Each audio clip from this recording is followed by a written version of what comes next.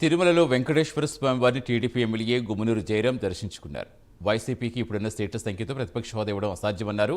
ప్రతిపక్షం లేకుండా ప్రజలు తీర్పు ఇచ్చారని, తమ ప్రభుత్వంపై ఉన్న అవిశ్వాసమే దీనికి కారణమన్నారు. గత ప్రభుత్వంలో జరిగిన స్కాములపై విచారణ చేపట్టేందుకు ప్రభుత్వం సిద్ధంగా ఉందన్నారు.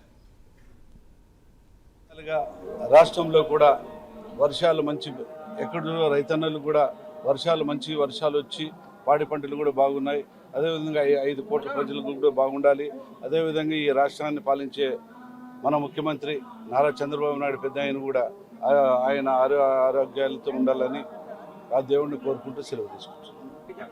ఇప్పుడున్న పరిస్థితిలో ప్రతిపక్ష హోదా అనే దానికి ఒక లిమిట్స్ అని ఎన్ని ఉంటాయి, స్ట్రెంత్ ఉండాలి. ఆ స్ట్రెంత్ లేకున్నప్పుడు ప్రతిపక్ష హోదా అడిగేదానికి కూడా ఇది ఉండదని నా అభిప్రాయం, ప్రజల అభిప్రాయం కూడా. ఎందుకంటే ఆ రోజు ఉన్న ప్రతిపక్షం ఉన్నప్పుడే ఆ రకంగా ఉండేది. మీకు తెలిసింది, అన్ని 5 కోట్ల ప్రజలు కూడా తెలుసు. ఈరోజు ప్రతిపక్షం లేకున్నట్ల పార్టీ వచ్చిందంటే ప్రజలు ఏ రకంగా ఎన్నుకున్నారనేది ఆ ప్రజలే తెలుసుకోవాలా. ఒకవేళ ఆయన ప్రతిపక్షం అడిగేదానికి కూడా ఏమాత్రం కూడా కాదేమో, భావ్యం కాదేమో అని నేను అనుకుంటున్నాను. అది మీరు చూస్తుంటారు. ఇప్పుడు పెద్ద ఆయన కూడా మన అసెంబ్లీలో కూడా నారా చంద్రబాబు నాయుడు పెద్ద ఆయన కూడా ఏది